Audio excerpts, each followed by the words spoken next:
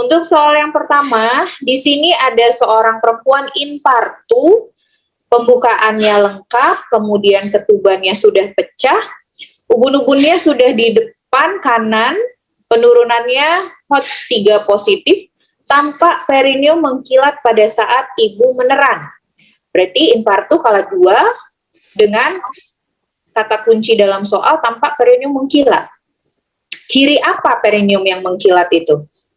Oke, perineumnya kaku, kita curigai dia akan mengalami robekan nantinya gitu ya.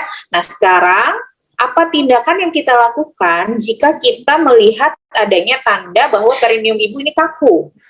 Episiotomi. Episiotomi. Nah, Episiotomi. Betul.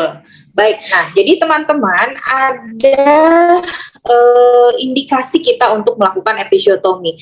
Kalau dulu epis itu dilakukan secara rutin gitu ya pada primipara.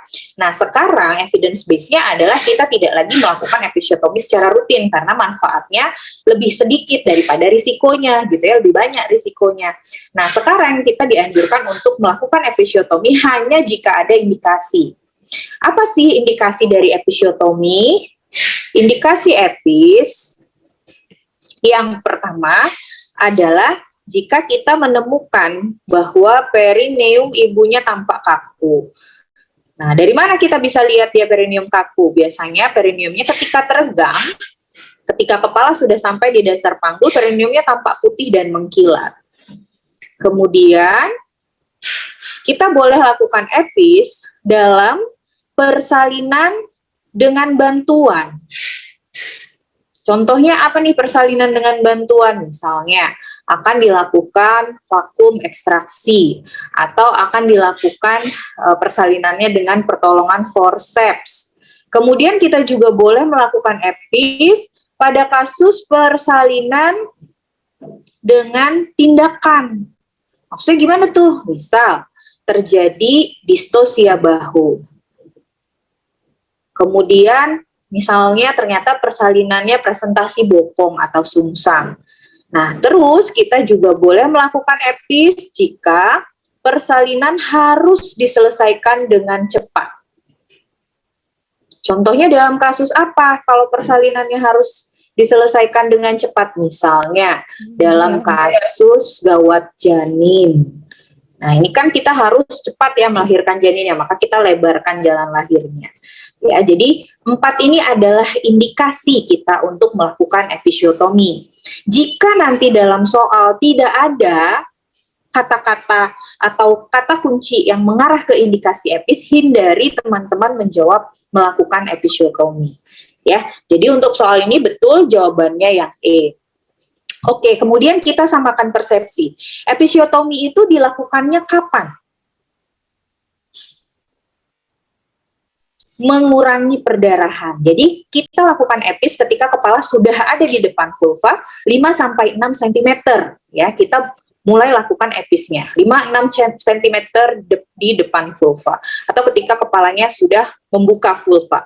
Kenapa harus dilakukan pada saat ini? Karena ketika si kepala itu sudah sampai di depan vulva, saat kita gunting, kepala inilah yang akan menekan pembuluh-pembuluh darah yang tadi kita potong. Ibaratnya kayak kepala yang ngedep lukanya gitu ya, jadi perdarahannya tidak akan terlalu banyak.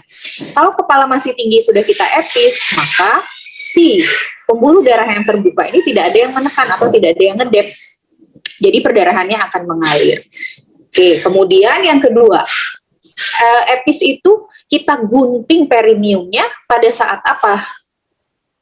Pada saat his atau pada saat kontraksi. Apa alasannya kita harus menggunting pada saat kontraksi?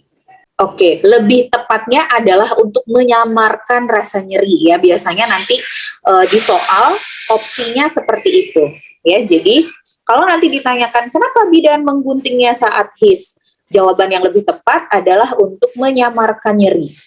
Ya, karena ibu sedang fokus dengan hisnya, ketika kita lakukan pengguntingan maka akan teralihkan gitu ya.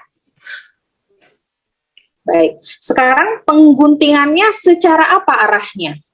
Medial atau lateral atau mediolateral? Pengguntingannya Betul.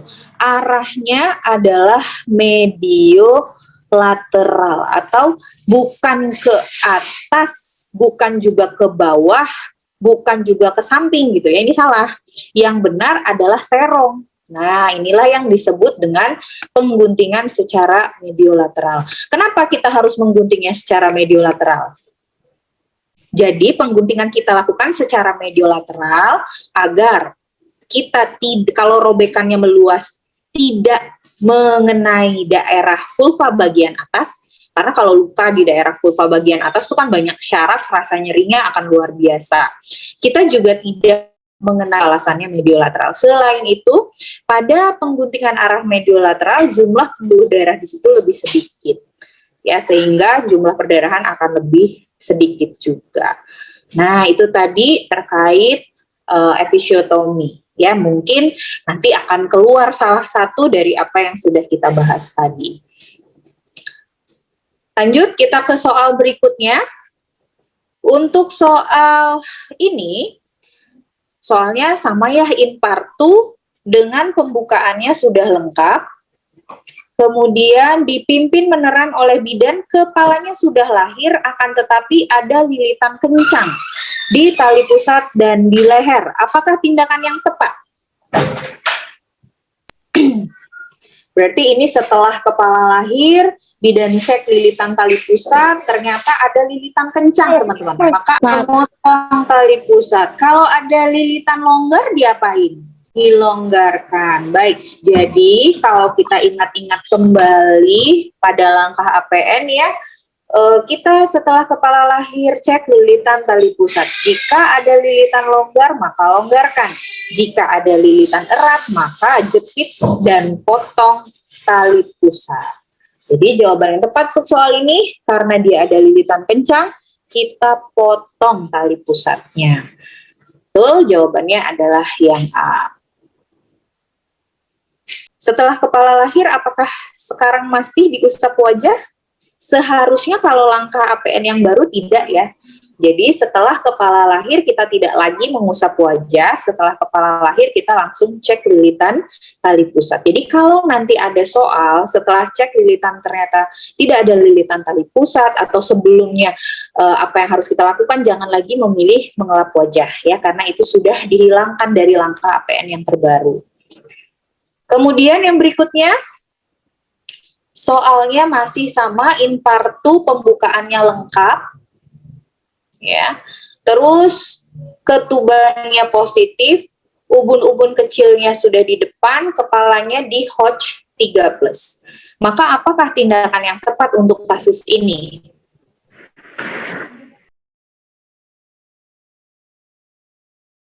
Kemudian dalam soal sudah ada keterangan bahwa pembukaannya lengkap, maka teman-teman harus jeli melihat ketuban. Ya, karena kalau ketuban masih utuh, maka jawaban kita nggak bisa yang lain-lain. Jawaban kita harus yang pertama adalah melakukan amniotomi atau memecahkan ketuban. Ya, jadi apa sih syaratnya kita melakukan amniotomi untuk bidan? Syarat bidan boleh melakukan amniotomi adalah ketubannya masih utuh ketika pembukaannya sudah lengkap. Kalau teman-teman lihat mungkin di rumah sakit kan ada juga ya tindakan amniotomi sebagai salah satu teknik untuk mengaugmentasi atau mempercepat proses persalinan. Kalau di PMB kita tidak boleh melakukan itu. Di Puskesponet juga tidak dianjurkan untuk melakukan itu. Kita lakukan amniotomi ketika ketuban utuh dan pembukaannya sudah lengkap. Kemudian ketika kita melakukan amniotomi, kapan sih kita memecahkan selaput ketubannya? Pada saat puncak his atau pada saat tidak ada his? Jadi kita pecahkan ketuban saat his mulai melemah. Jadi bukan di puncak his, bukan juga ketika his hilang. Ya, kita pecahkannya saat hisnya mulai melemah atau saat his mulai mereda, atau ada juga yang bilang dengan istilah di sela-sela his, gitu ya. Tidak boleh di puncak his. Kenapa tidak boleh di puncak his? Karena kalau kita pecahkan di puncak his, muncrat ya ketubannya. Selain itu, selain muncrat itu kan lebih ke pencegahan infeksi ya, risikonya dia menginfeksi penolong gitu. Nah, selain muncrat, risikonya kalau kita memecahkan di puncak his adalah apa tuh? Tali pusat menumbung ya. Jadi ketika ada his itu kan tekanan uterus sangat kuat. Ketika tekanan uterus kuat kemudian kita pecahkan tali pusatnya, maka aliran ketubannya akan deras. Kalau aliran ketubannya deras, maka otomatis si tali pusat bisa ikut turun gitu ya, atau ikut mengalir bersama dengan air ketuban dan akhirnya terjadi tali pusat menumbung. Itu yang kita khawatirkan jika kita memecahkannya di puncak his. Memecahkannya ketika tidak ada his karena risikonya adalah sulit untuk memecahkan ketubannya.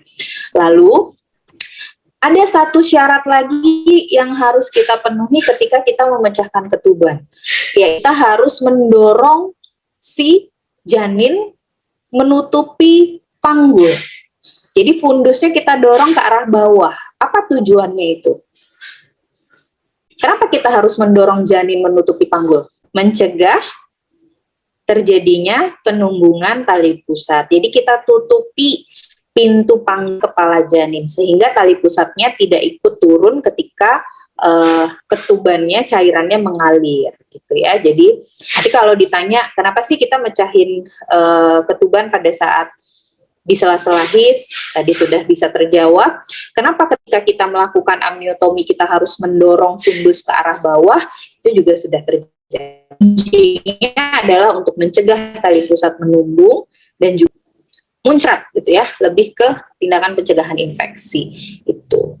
Oke, nah untuk batas Hodge ya, ada yang bilang ada beberapa referensi yang berbeda. Kepala katanya harus sudah di dasar panggul, tetapi ada juga referensi yang bilang sebenarnya kita tidak perlu menunggu kepala ada di dasar panggul karena harapannya dengan kita melakukan amniotomi kepalanya akan terbantu untuk turun ke dasar panggul gitu. Jadi ada dua referensi yang berbeda.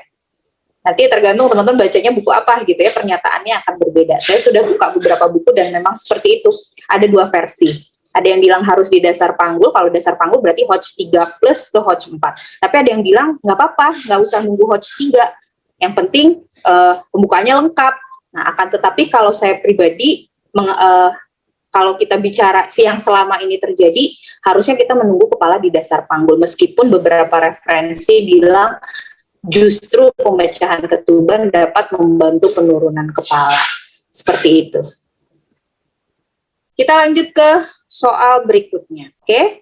Untuk soal ini, yang ditanyakan adalah jam berapa pengawasan terhadap pembukaan serviks berdasarkan partograf pada kasus tersebut? Atau pertanyaannya jam berapa lagi kita mau periksa pembukaan dalam kasus ini? Sebenarnya kalau yang pembukaannya misalnya 7 cm nih di sini, sebenarnya kita mau PD lagi itu yang benar 3 jam lagi atau 4 jam lagi? Jadi kita harus mengingat kembali indikasi untuk melakukan pemeriksaan dalam ya dalam soal ini. Indikasi kita melakukan pemeriksaan dalam yang pertama adalah ketika kita berharap pembukaan akan lengkap. Karena di sini dia preemie ya, maka preemie itu kita ingat 1 jam 1 senti kan gitu. Nah, sekarang kalau dia pembukaan 7 berarti untuk lengkap kita butuh 3 jam. Ya, karena itu kita lakukan PD ulang 3 jam kemudian. Karena ini sudah menjadi indikasi epis ya ketika kita berharap pembukaannya akan lengkap. Kemudian PD, indikasi PD lain adalah ketika ketuban pecah. Jadi ketika ketuban pecah spontan, nah ini kita juga PD ulang ya. Karena merupakan indikasi untuk melakukan PD. Apa tujuan PD-nya ketika ketuban pecah spontan? Tujuannya adalah untuk menilai ada tidaknya penumbungan tali pusat dan juga untuk menilai kemajuan persalinan setelah ketuban pecah. Ya, jadi selain itu satu lagi, PD juga kita lakukan setiap 4 jam.